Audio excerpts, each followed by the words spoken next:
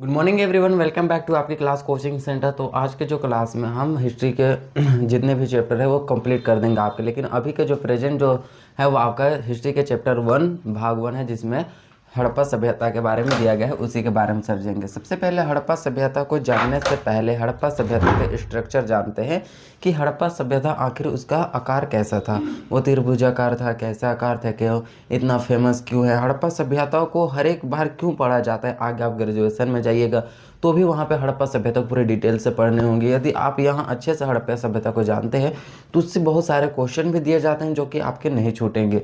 तो सबसे पहले हम जानेंगे कि हड़प्पा सभ्यता या तो सिंधु सभ्यता इसे कहते क्यों हैं। हड़प्पा सभ्यता या सिंधु सभ्यता किस लिए कहा जाता है, क्योंकि आपको देखते हैं कि यहाँ पे है कैलाश श्रेणी। यहाँ पे कौन सा है, एक है कैलाश श्रेणी की 1 मिनट। तो यहाँ पे क्या है, कैलाश श्रेणी। तो यहाँ पे एक कैलाश श्रेणी, तो यहीं से कैलाश श्रेणी के मानसरोवर झील से इस तरह से होकर के क्या निकलती है, तो ये हमारा सिंधु नदी होकर के निकलता है, मानसरोवर झील से होकर के निकलता है। तो यही क्षेत्र में हमें देखने को मिलता है हड़प्पा सभ्यता का विकास। यहाँ पे आपका हड़प्पा हो गया, यहाँ पे आपका मोहनजोदड़ो हो गया, मोहनजोदड़ो हो गया, जोदड़ो हो गया, और यहाँ पे आपका चंदहोदड़ो हो गया, चंदहोदड़ो हो गया, चंदहोदड़ो हो गया। तो ये 3 सभ्यता है, ये मोहनजोदड़ो, हड़प्पा, चंदहोदड़ो, ऐसे सभ्यता यहाँ पे बसे हुए हैं। तो कहाँ पे, तो ये सिंधु नदी के किनारे बसा हुआ है, इसलिए इस सभ्यता को हम सिंधु घाटी की सभ्यता कहते हैं। और हड़प्पा सभ्यता इसलिए कहा जाता है क्योंकि सबसे पहला अगर किसी भी स्थल का खुदाई हुआ था तो हड़प्पा नामक स्थान का खुदाई किया गया था, इसलिए इसे हड़प्पा सभ्यता भी कहा जाता है। तो 2 सभ्यता, एक तो सिंधु सभ्यता का रीजन है, कहने का रीजन है कि यह सिंधु नदी के किनारे बसा है, और हड़प्पा सभ्यता कहने का रीजन है क्योंकि सर्वप्रथम हड़प्पा नामक स्थान की ही खुदाई किए गए थे। तो आपके ऐसे बहुत सारे साइट मिलेंगे, हजारों से भी अधिक, बहुत अधिक, 1000, 1500, 1600 से भी अधिक साइट यहाँ पे हड़प्पा सभ्यता खोजे गए। लेकिन हमें कुछ ऐसे प्रमुख स्थल के बारे में जानना है जो कि 12th क्लास के लिए वेरी इंपॉर्टेंट है, कि एग्ज़ाम में आने की पॉसिबिलिटी अधिक हो। तो वैसे देखेंगे, ना कि हम अदर देखेंगे, ठीक है। तो वही बता रहे हैं सबसे पहले। तो यह है आपका सिंधु सभ्यता और हड़प्पा सभ्यता कहा क्यों जाता है। तो इसमें हमें जानने के क्या कोई सोर्स होते हैं कि हम कैसे हम बोल सकते हैं कि हाँ यहाँ सिंधु सभ्यता थी, हाँ यहाँ हड़प्पा सभ्यता थी। नहीं, हम कैसे बता सकते हैं, कैसे बोल सकते हैं, कोई तो साक्ष्य होना चाहिए, कोई तो एविडेंस होने चाहिए। तो हिस्ट्री एविडेंस पर के थीम पर आधारित है। यदि हिस्ट्री को पढ़ना है तो उसके लिए साक्ष्य का होना अति आवश्यक है, साक्ष्य का होना अति आवश्यक है। चाहे वो तो पुरातात्विक स्रोत हो, या तो वो साहित्यिक स्रोत हो, या तो अदर्स कोई भी स्रोत हो। तो ऐसे तो उसी के पता करने के लिए हम क्या कहते हैं कि साक्ष्य की आवश्यकता होती है। तो हमें बहुत सारे साक्ष्य हड़प्पा नामक स्थान से मिले हैं, जिस कारण से हम बोल सकते हैं कि यहाँ पहले मानव का निवास हुआ करता था, मानव यहाँ पे रहते थे, इसलिए सभ्यता का हड़प्पा तो मोहनजोदड़ो का सभ्यता कहा गया, ठीक है। तो इतना आपको समझ में आया कि किस लिए कहा जाता है। लेकिन हमें पता कैसे चलते हैं कि कौन सी वस्तु कितना पुराना है, कौन सा वस्तु कितना पुराना है, उस आधार पर ही हम क्या करते हैं, कालखंड का निर्धारण करता है।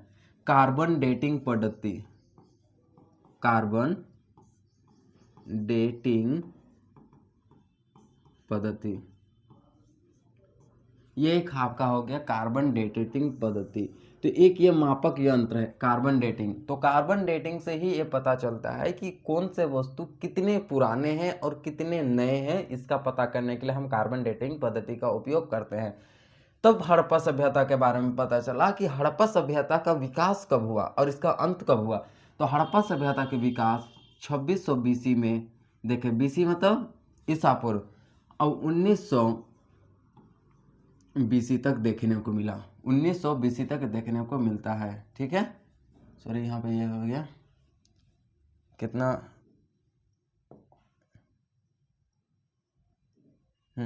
यहाँ कहाँ 2600 बीसी से लेकर आपको 1900 बीसी तक इसका हड़प्पा सभ्यता का विकास देखने को मिलता है। यानी कि जब हम बीसी आते हैं तो बीसी में हम नीचे की ओर बढ़ते हैं, 100 है तो 100 BC है, तो 100 BC से हम नीचे की ओर जाएंगे, ना कि ऊपर की ओर जाएंगे BC में। तो BC में हम कहाँ पे जाते हैं, नीचे की ओर जाते हैं। 100 से बड़ा होता है 99, 99 से बड़ा होता है 98 BC, 98 BC से बड़ा होता है 97 BC। इस तरह से 1 BC आएंगे, फिर 0 आएंगे, 0 से फिर हमारा क्या आ जाएगा, 0 से 1 AD, AD यानी ईस्वी, 2 AD यानी कि 200 ईस्वी, ऐसा। तो सबसे पहले हम 0 से यहाँ तक आते हैं। तो हमें यही पता चला कि हड़प्पा सभ्यता का विकास 2600 BC इतना पहले और 1900 में BC में यह समाप्त देखने को मिलते हैं। ये तो आपका JCERT के हिसाब से है, लेकिन NCERT के हिसाब से हड़प्पा सभ्यता का विकास 2500 BC से लेकर के 1750 BC माना जाता है। कहाँ पे, ये आपका NCERT के हिसाब से है और ये आपका JCERT के हिसाब से है, ठीक है। तो आप ये दोनों डेट से आप ध्यान में रखना है। वस्तु को मापन के लिए कार्बन डेटिंग पद्धति का प्रयोग किया जाता है, तो ये आपको ये दोनों क्या डेट याद रखना है, ठीक है। ये दोनों में से कोई भी एक दे तो आपका सही है, अगर दोनों दिया रहे तो आप इसी को मारिएगा। कौन सा, आप JCERT का फॉलो कीजिएगा, NCERT का नहीं फॉलो कीजिए, क्योंकि आप JCERT का एग्जाम देने वाले हैं, ठीक है। तो यहाँ तक समझ आ गया कार्बन डेटिंग पद्धति का। अब हम देखते हैं कि हड़प्पा सभ्यता का आकार, हड़प्पा सभ्यता का आकार कैसे था। तो सबसे पहले हम देखेंगे हड़प्पा सभ्यता का आकार। यहाँ से हम ले जाते हैं आपका, यहाँ से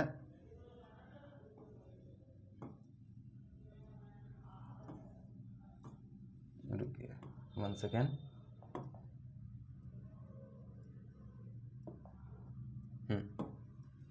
तो हम ले जाते हैं आपका, सॉरी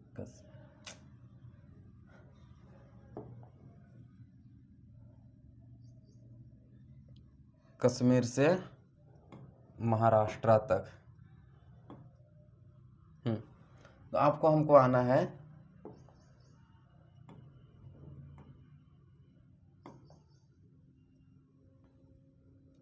कश्मीर से आप चल जाइए महाराष्ट्र तक, महाराष्ट्र तक, कश्मीर से आप महाराष्ट्र तक। यहाँ इधर पाकिस्तान से आप लेके चल जाइए, पाकिस्तान से आप लेके चलिए उत्तर प्रदेश तक, लखनऊ तक।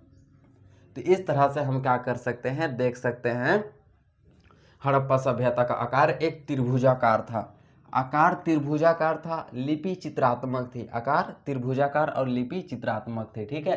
तो यहाँ पे ऊपर की ओर देखेगा तो मांडा, क्या क्षेत्र है, मांडा, मांडा जो कि कहाँ पे है, यह जम्मू कश्मीर में चिनाब नदी के बगल में, चिनाब नदी के बगल में है, चिनाब नदी के बगल। अगर आप हम पूर्वी विस्तार के बारे में देखेंगे हड़प्पा सभ्यता का, तो अंतिम आपको देखेगा देखने मिलेगा आलमगीरपुर,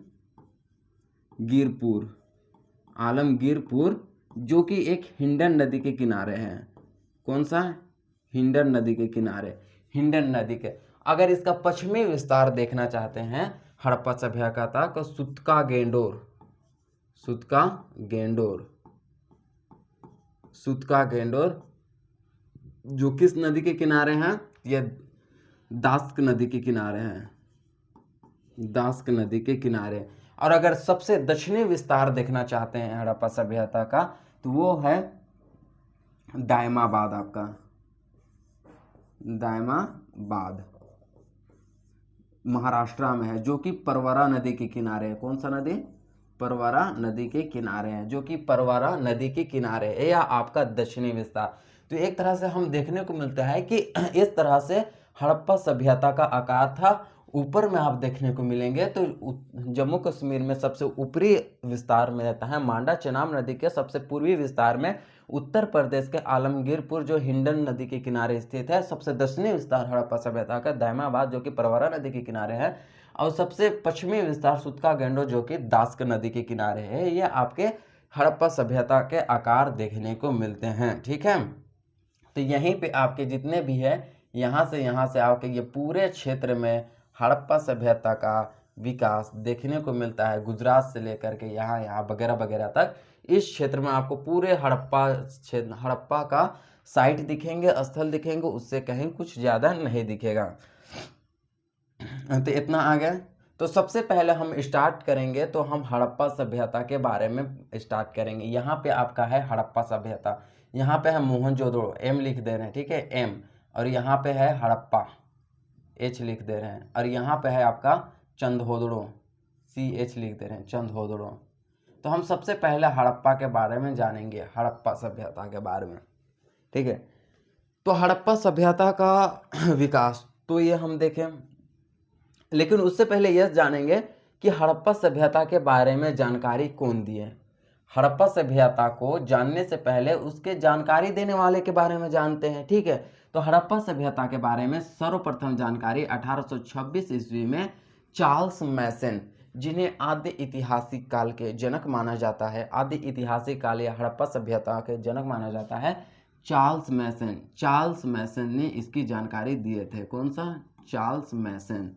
तो चार्ल्स मैसन ने ही हड़प्पा सभ्यता का जानकारी दिया। तब इसका एक्शन 1853 ईस्वी में अलेक्जेंडर कनिंघम, जिसे पुरातात्विक विभाग के पिता कहते हैं, अलेक्जेंडर कनिंघम, ए लिख दे रहे, अलेक्जेंडर कनिंघम, एक के लिख दे रहे हैं, कनिंघम, अलेक्जेंडर कनिंघम, जिन्होंने 1853 ईस्वी में हड़प्पा सभ्यता का सर्वेक्षण किया, और इन्हीं अलेक्जेंडर कनिंघम को क्या माना जाता है? पुरातात्विक विभाग के पिता मानते हैं। उसके बाद आते हैं 1905 ईस्वी में, कितने में? 1905 ईस्वी में। 1905 ईस्वी में हमारा भारत देश का वायसराय था लॉर्ड कर्जन, हाँ, लॉर्ड कर्जन थे। वो बहुत सारे विभाग के स्थापना किए, जिसमें एक था पुरातात्विक विभाग। पुरातात्विक विभाग की स्थापना 1905 में हुआ। बहुत सारे विभाग की स्थापना कर्जन ने किए थे। कौन? कर्जन। तो जिसमें से एक विभाग, पुरातात्विक विभाग की स्थापना भी 1905 में हुई, इसलिए कर्जन को पुरातात्विक विभाग के जनक या तो पिता मानते हैं। तब कर्जन ने पुरातात्विक विभाग का स्थापना किया, और इसका नामकरण और हड़प्पा सभ्यता का नामकरण देने वाले व्यक्ति थे जॉन मार्शल। कौन थे? जॉन मार्शल जो है, इन्होंने नामकरण दिया, जबकि लॉर्ड कर्जन ने पुरातात्विक विभाग की स्थापना कर दी, और कर्जन ने महानिदेशक जॉन मार्शल को चुना, और मार्शल ने हड़प्पा सभ्यता का नामकरण दिया। 1853 में सर्वेक्षण करने का कार्य अलेक्जेंडर कनिंघम था, और जानकारी देने का कार्य चार्ल्स मैसन था। तो आपको पिता के बारे में जाना, चार्ल्स मैसन आदि ऐतिहासिक के जनक माने जाते हैं। आदि ऐतिहासिक में सिंधु सभ्यता आ जाता है, और अलेक्जेंडर कनिंघम को क्या माना जाता है? पुरातात्विक विभाग के जनक माना जाता है। जबकि पुरातात्विक विभाग के जनक और विभागीय प्रणाली के जनक किन्हें मानते हैं? कर्जन को मानते हैं, और जॉन मार्शल ने इसकी जानकारी दी। ये आपको याद रखना है। तो हम कौन सा हड़प्पा सभ्यता चालू करने वाले थे, ठीक है। तो हड़प्पा सभ्यता चालू करना है। तो हड़प्पा सभ्यता का खुदाई जॉन मार्शल के कहने पर 1921 ईस्वी में, जॉन मार्शल के कहने पर 1921 ईस्वी में दयाराम साहनी के द्वारा किया गया।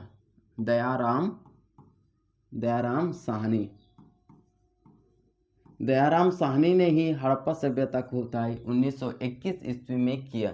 1921 ईस्वी में इन्होंने दयाराम साहनी ने किया। कहाँ पे? पाकिस्तान के माउंट गोमरी जिला में इन्होंने अच्छे तरीके से खुदाई की। और जब इन्होंने खुदाई किया, तब इन्होंने देखे कि हाँ, इन्हें बहुत सारे स्थल, बहुत सारे ऐसे पुरातत्व साक्ष्य मिले, जिसे इन्होंने लेके आए, और लेके आने के बाद इसका पता लगाया कि हाँ, तो ये तो बहुत ही पुरानी सभ्यता हुआ करते थे। इस तरह से हड़प्पा सभ्यता कौन से नदी के किनारे है? तो हड़प्पा सभ्यता जो है वह आपका रावी नदी के किनारे है। हड़प्पा सभ्यता आपका कौन सा नदी के किनारे है? तो रावी नदी के किनारे है। हड़प्पा सभ्यता रावी नदी के किनारे है, ठीक है। हम हड़प्पा सभ्यता के बारे में पढ़ रहे हैं। तो हड़प्पा सभ्यता रावी नदी के किनारे है। दयाराम साहनी इनके खुदाई 1921 ईस्वी में करते हैं।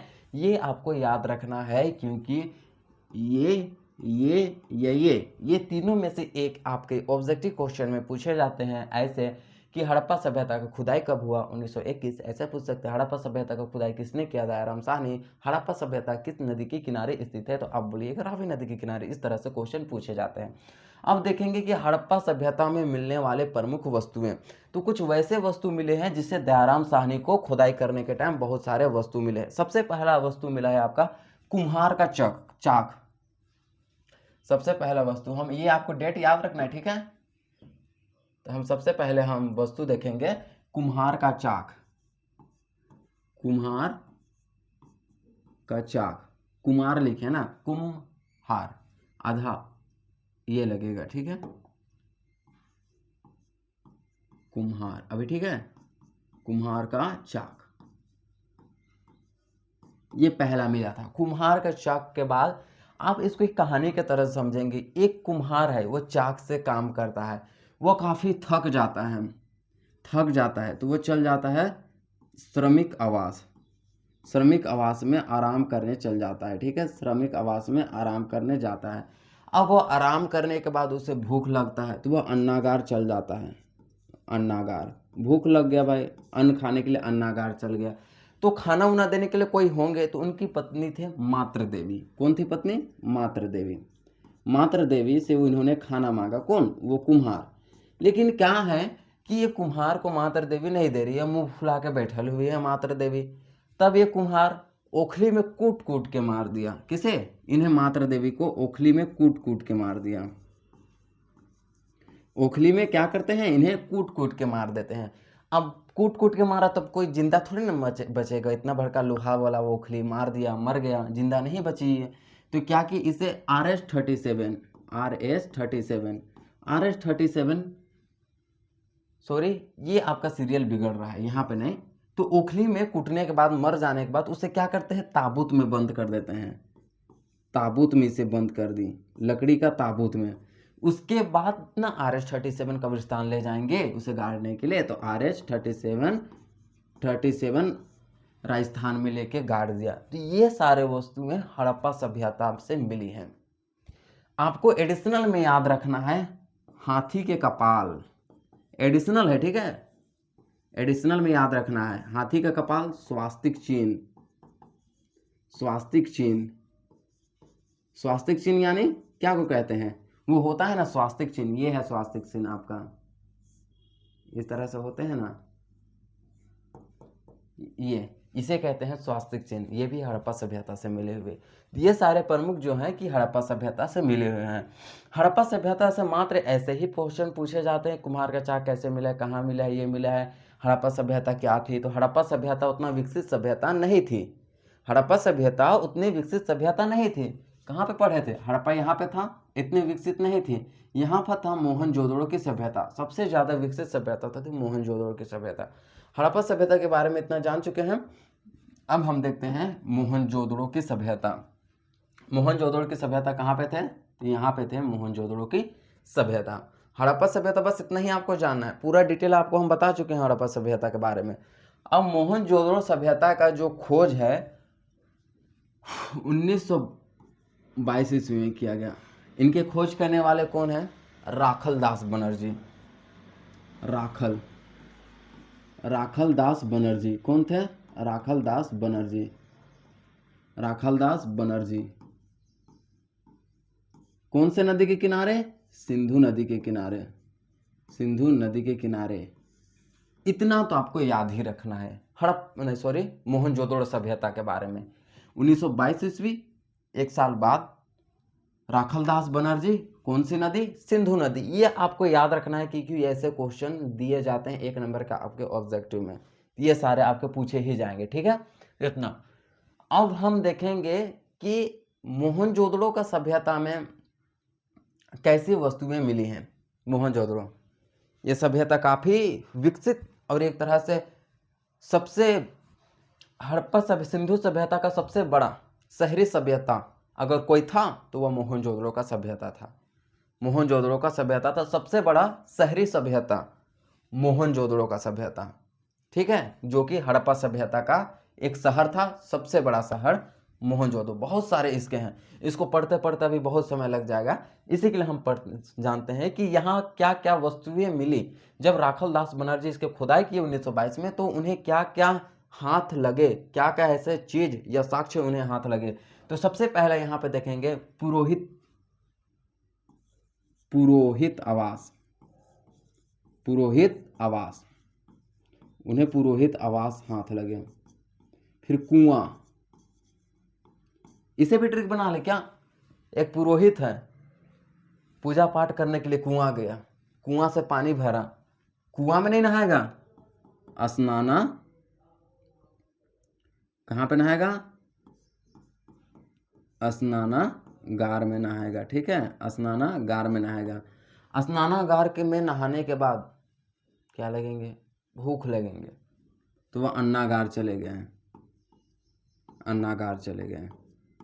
अन्नागार जाने खाने के बाद क्या पढ़ेंगे, पुरोहित है, कुआं गया, पानी भरा, स्नानागार में नहाया, खा लिया, तो अब कपड़ा नहीं पहनेगा, तो वो सूती वस्त्र का कपड़ा पहने, सूती वस्त्र वाला कपड़ा पहने, सूती वस्त्र का कपड़ा पहने। अब सूती वस्त्र कपड़ा पहनने के बाद अब वो पूजा पाठ करने के लिए कैसे जाएंगे, सड़क में से ना जाएंगे, सड़क से ना जाएंगे, चौड़ी सड़क, चौड़ी सड़क, वह सड़क से गए, कहाँ पे चल जाएंगे, पशुपति शिव, पशुपति शिव, पशुपति शिव के पास चले गए, वो पशुपति शिव के पास चले गए। अब जहाँ पशुपति है वहाँ सभा नहीं होंगे, भांग धतूरा पी के तो ये मस्त रहते हैं हमारे शिव भगवान, तो वहाँ पे तो सभागार होंगे, सभा करने वाले, तो सभागार मिला है, सभागार भी मिला है।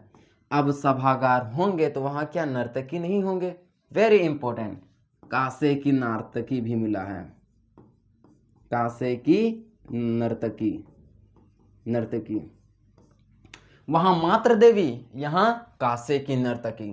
ठीक है, याद रखना है, क्योंकि ये बहुत पूछे जाते हैं कि कासे की नर्तकी कहाँ से मिले हैं, हड़प्पा सभ्यता के किस शहर से मिले हैं, तो मोहनजोदड़ो से मिला है। कहीं भी अगर पूछा जाए क्वेश्चन में आपको कि सबसे बड़ा इमारत, स्थल, सड़क, स्नानागार पूछा जाए तो आप मोहनजोदड़ो मारिएगा। अगर विशाल में पूछा जाए सबसे बड़ा मोहनजोदड़ो कहाँ है, सबसे बड़ा स्नानागार कहाँ है, मोहनजोदड़ो में। सबसे बड़ा इमारत कहाँ है, मोहनजोदड़ो में। सबसे चौड़ी सड़क कहाँ है, मोहनजोदड़ो में। सबसे बड़ा आवास कहाँ है, मोहनजोदड़ो में। जितना भी बड़ा बड़ा मोहनजोदड़ो मारिएगा, और नर्तकी में भी मोहनजोदड़ो ही करना है आपको, क्योंकि ये बहुत फेमस क्वेश्चन है, पूछे जाते हैं। समझ में आ गया, तो ये है, जिसमें से स्नानागार 3 नंबर के टॉपिक में देते हैं, लंबा है बहुत बड़ा, 3 नंबर में लिखने के लिए देते हैं।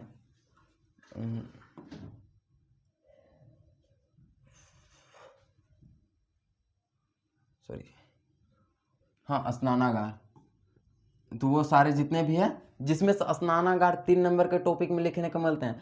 तो हम इतना सब तो समझ गए ना कि हड़प्पा मोहनजोदड़ो 1922 ईस्वी में, 1922 ईस्वी में सिंधु नदी के किनारे राखाल दास बनर्जी, उसके बाद हड़प्पा सभ्यता में स्थित स्नानागार के बारे में समझेंगे, स्नानागार, आवास के बारे में समझेंगे, आवास जो कि सबसे बड़ा इमारत है उसके बारे में, चौड़ी सड़क के बारे में, चौड़ी सड़क के बारे में। फिर हाँ, एक इम्पोर्टेंट है, जल निकासी प्रणाली, जल निकासी प्रणाली सबसे अनूठी, सबसे खतरनाक और अनूठी प्रणाली थी जल निकासी प्रणाली। कहाँ की, मोहनजोदड़ो की।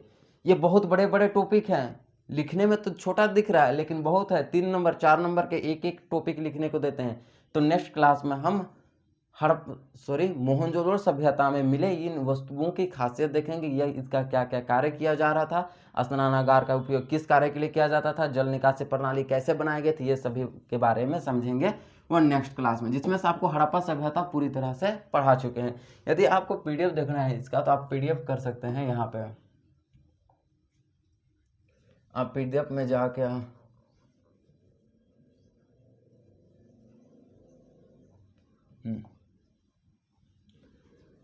आपका यह है सिंधु सभ्यता की भौगोलिक समस्या या तो दिशा, चैप्टर 1 है 19 हड़प्पा सभ्यता। आप इसे लिख सकते हैं, जो कि पूरा तरीक़ा से समझा दिए हैं, कब क्या क्या हुआ था, कब क्या नहीं हुआ था। ये देखिए, ये आपका हो गया हड़प्पा सभ्यता 1921, जितना में कब कब खोजे थे, दयाराम साहनी, ये सब जुड़वा। एक है पिगट ने हड़प्पा और मोहनजोदड़ो को जुड़वा राजधानी, ये याद रखना है, हड़प्पा और मोहनजोदड़ो को जुड़वा राजधानी कहा जाता है, सिंधु सभ्यता की, ये तो हड़प्पा सभ्यता की। इतना हो गया। यहाँ से क्या क्या वस्तु मिले हैं वो देख लीजिए आप, यहाँ पे, यहाँ से निम्नलिखित वस्तु मिले हैं, ये सारे नंबर दिए गए हैं, ये हड़प्पा सभ्यता के है ना, हाँ ठीक है, ये हो गया। अब आगे आप देखिए, ये आपके हैं मोहनजोदड़ो, इसकी खुदाई उदाई कौन किए थे, क्या क्या मिले हैं, सूती वस्त्र इत्यादि, ये सारा यहाँ पे लिखा गया है। यहाँ की एक और लिख लीजिएगा, जल निकासी प्रणाली, जल निकासी प्रणाली जो कि काफ़ी सुदृढ़ थी। ठीक है, यहाँ का चौड़ी सड़क भी लिख लीजिएगा, यहाँ मिसिंग है चौड़ी सड़क जो कि यह मोहनजोदड़ो की विशेषताएं हैं ये सारे। ठीक है, इतना ही तक समझते थे ना। हाँ, यहाँ पे स्वास्तिक चिन्ह, सबसे बड़ी चौड़ी सड़क, सभागार, पशुपति शिव, तांबे का ढेर, कांसे की नर्तकी, ये कहाँ पे मिले हैं? मोहनजोदड़ो की सभ्यता में। ये सारे आपको याद रखना है, लिख लिए। फिर हम देखेंगे मोहनजोदड़ो की विशेषता में, जैसे कि शहरी केंद्र का विकास, नालों का निर्माण, विशाल स्नानागार, अन्नागार, सड़क निर्माण, ये कैसे किए गए थे, ये सारे शिल्प उत्पादन, ये सारे। ठीक है, तो नेक्स्ट क्लास में ये सारे देखेंगे। तो फिर अगला क्लास में फिर मिलते हैं। आप इसे अच्छे तरीके से रिवीजन करते रहिएगा और आई होप आपको बहुत ही अच्छे से ये टॉपिक समझ में आ चुके हैं। हड़प्पा सभ्यता आपके पूरा कंप्लीट है। हड़प्पा सभ्यता में कोई वैसी चीज़ नहीं मिले हैं। मोहनजोदड़ो के जितने भी सभ्यता थे उसमें हम करवा चुके हैं, और उनके जितने भी स्थल मिले हैं, मोहनजोदड़ो के जितने साक्ष्य मिले हैं, उसके बारे में अच्छा से डिटेल नेक्स्ट क्लास में समझेंगे। धन्यवाद।